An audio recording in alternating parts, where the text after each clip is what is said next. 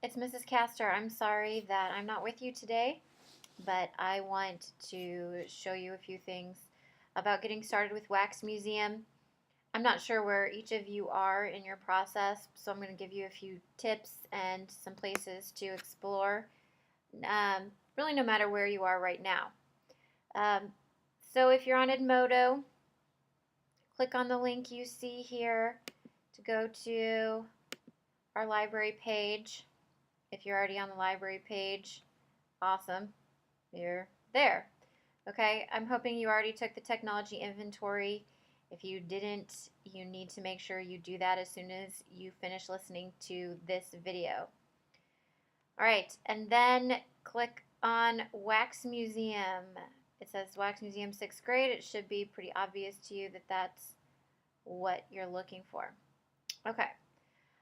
This is the Wax Museum website for Mill Creek. It has existed for several years, although mostly only teachers have used it. So most of these pages are for teachers. I'm going to show you one page called Research Tools.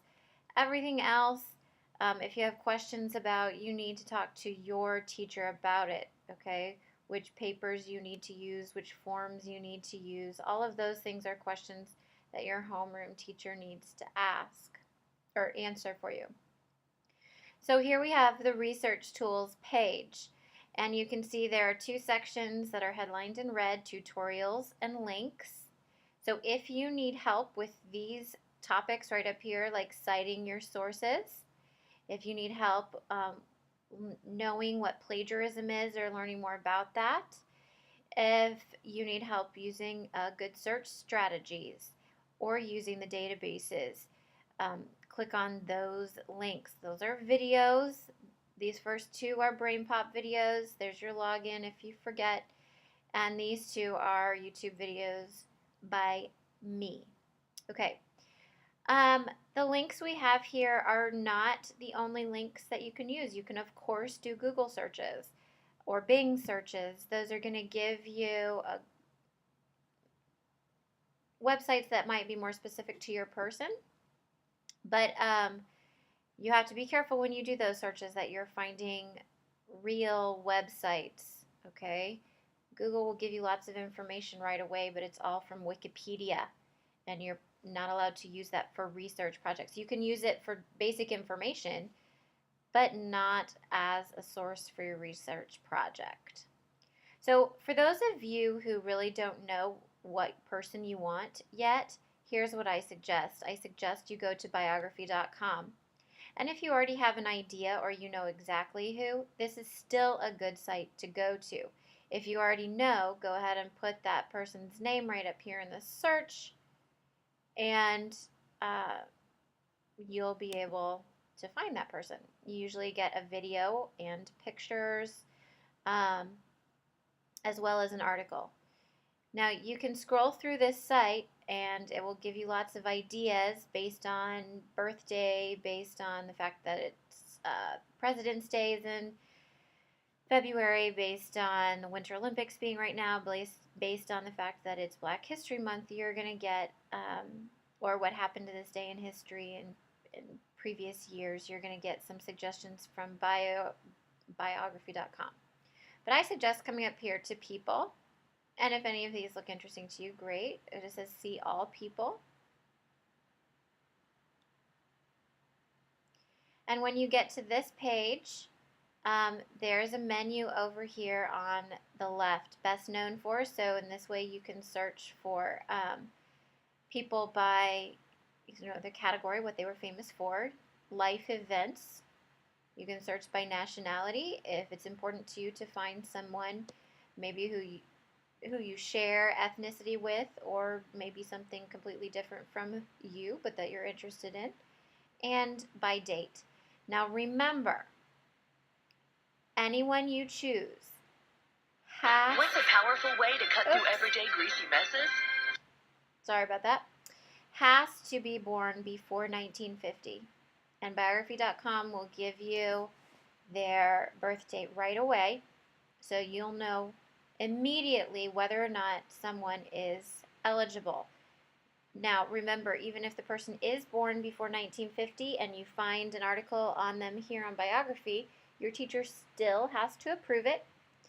And before you decide, absolutely, probably a good idea to make sure you can find other resources besides biography. Biography.com is one good resource, but it's not the only one, and you can't do a whole paper just based on one source. So if this is the only website that you can find about your person, that's not going to be a very good choice for you. Now, an example here. When I click on First Ladies, I'm going to choose someone that you cannot do for your project because Michelle Obama is too young. So I'm going to use her as the example since none of you are allowed to use her. I'm going to say see full bio. And that's what you would want for anyone that you're looking for. You'd want to see their full bio. What you get is quick facts. There's photos. You're going to get a video. And it's going to start playing here in a second as soon as it loads. I'll try to pause it quickly. And you're going to get a full article. Notice, oops, it's going to start to play. Hold on. Notice that, this is one way to... there we go. Notice that this one, when you scroll to the bottom, is 4 pages long. Okay, so don't get here and say, oh, that's all there is. You know, she married Barack Obama and then nothing else. Well, no, clearly she did more than just marry someone who later became president. Okay, so what's awesome about sites like bio.com and history.com and other creditable sites is that they will often have this thing right here. See my mouse? It says cite this. And instead of searching all over the website going, who's the publisher? Where's the copyright date? Who's the author? Is there an author? We've done lessons like that before, and sometimes it can be very frustrating. So what a lot of good sites are doing nowadays is that they're telling you exactly what all that information is. They tell you this is called Michelle Obama. That's the title. There is no author, otherwise the author would be listed first, and that's okay. It was published in 2014. The publisher here is the Biography Channel website. They tell you when you accessed it, and the website itself. So that's the URL, which you're going to need. So you have all the information you need right there for your bibliography so that you're not committing plagiarism. So anytime you can find an article with a button that looks like this, cite this, it's usually at the end. This one happens to be at the top. That's a good thing. Okay, we're not printing today. Printing is going to have to be through your teacher. I'll have to talk to your teacher and make arrangements for who needs to print and what kinds of things need to be printed. But nothing needs to be printed today. No pictures. You don't need any pictures today. You might later, but not today.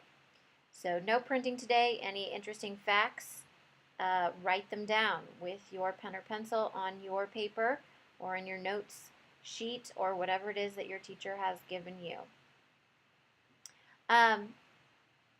I hope that gives you a good start. Remember, you have tabs and you can tab back to the Mill Creek website, or for Wax Museum.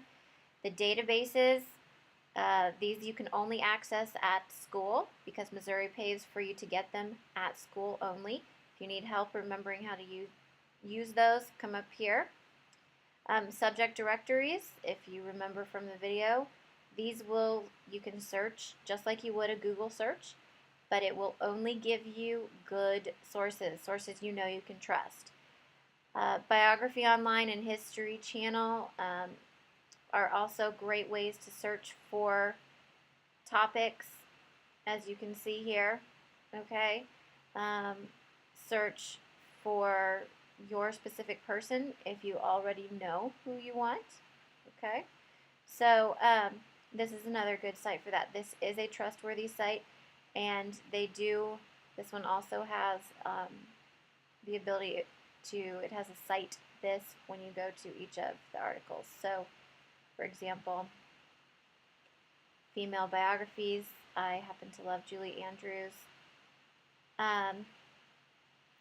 And I believe these articles have them citation right here. It doesn't say cite this, it actually says citation. So from here to here, and then you'd have to put web and today's date. But that's the only thing you have to add. Okay? If you're filling in your biography page, you would know that. All right. I will see you next time.